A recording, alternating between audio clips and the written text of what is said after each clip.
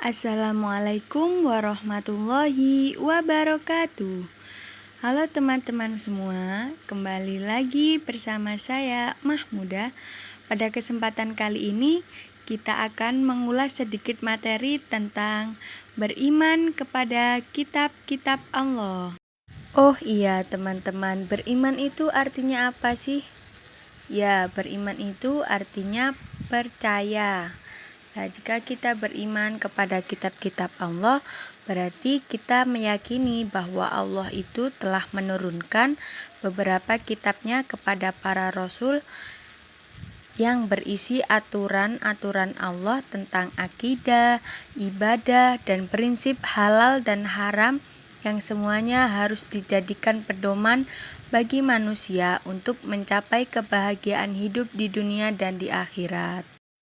Ya, beriman kepada kitab-kitab Allah merupakan rukun iman yang ketiga yang wajib kita imani. Nah, untuk kitab-kitab Allah yang wajib kita ketahui itu ada 4. Yang pertama yakni kitab Taurat. Kitab Taurat merupakan kitab suci yang diturunkan kepada Nabi Musa alaihissalam pada abad ke-12 sebelum Masehi sebagai pedoman hidup bagi bangsa Bani Israel. Adapun isi pokok kitab Taurat adalah yang pertama, tiada Tuhan selain Allah. Yang kedua, jangan menyembah berhala. Yang ketiga, jangan mempersekutukan Allah SWT. Yang keempat, sucikan hari Sabat atau hari Sabtu. Yang kelima, hormati kedua orang tuamu. Yang keenam, jangan membunuh. Yang ketujuh, jangan berzina. Yang kedelapan, jangan mencuri. Yang kesembilan, jangan bersumpah palsu atau bersaksi dusta. Dan yang terakhir, jangan menginginkan milik orang lain atau menginginkan hak orang lain. Yang kedua yakni kitab Zabur. Kitab Zabur merupakan kitab yang diturunkan kepada Nabi Daud alaihissalam pada abad ke-10 sebelum Masehi di daerah Yerusalem. Kitab ini dijadikan sebagai pedoman hidup bagi kaumnya. Kitab Zabur berisikan nyanyian atau pujian kepada Allah atas segala nikmat ilahiyah. Nah, lanjut yang ketiga nih teman-teman. Yang ketiga adalah kitab Injil.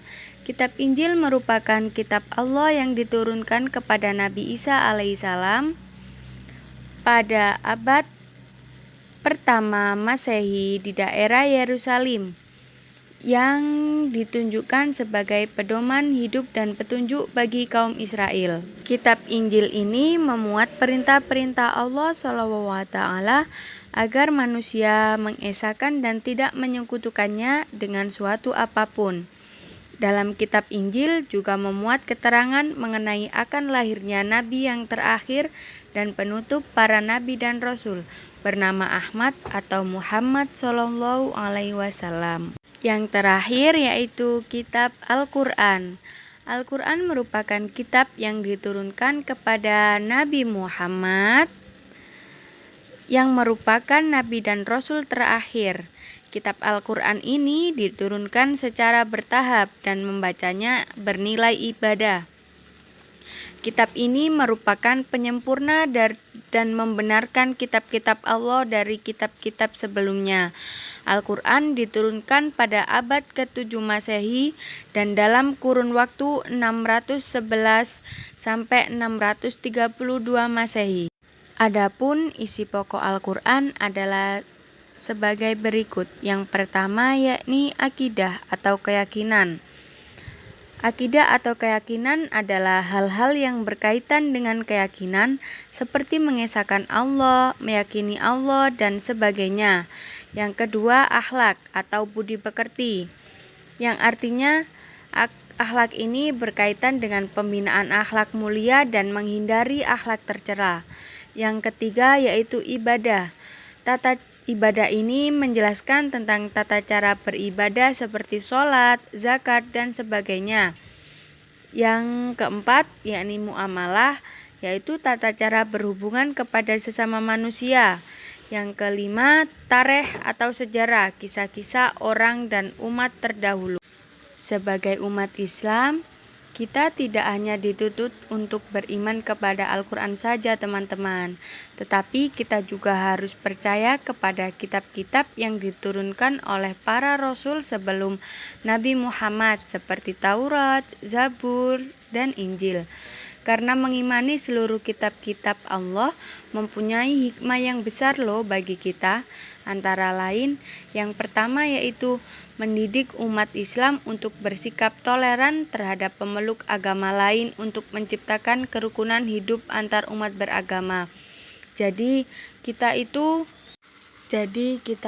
harus saling menghargai antar umat beragama, teman-teman. Hikmah yang kedua yaitu memberi keyakinan kepada umat Islam bahwa Al-Quran merupakan kitab penerus dan pelengkap terhadap seluruh kitab sebelumnya.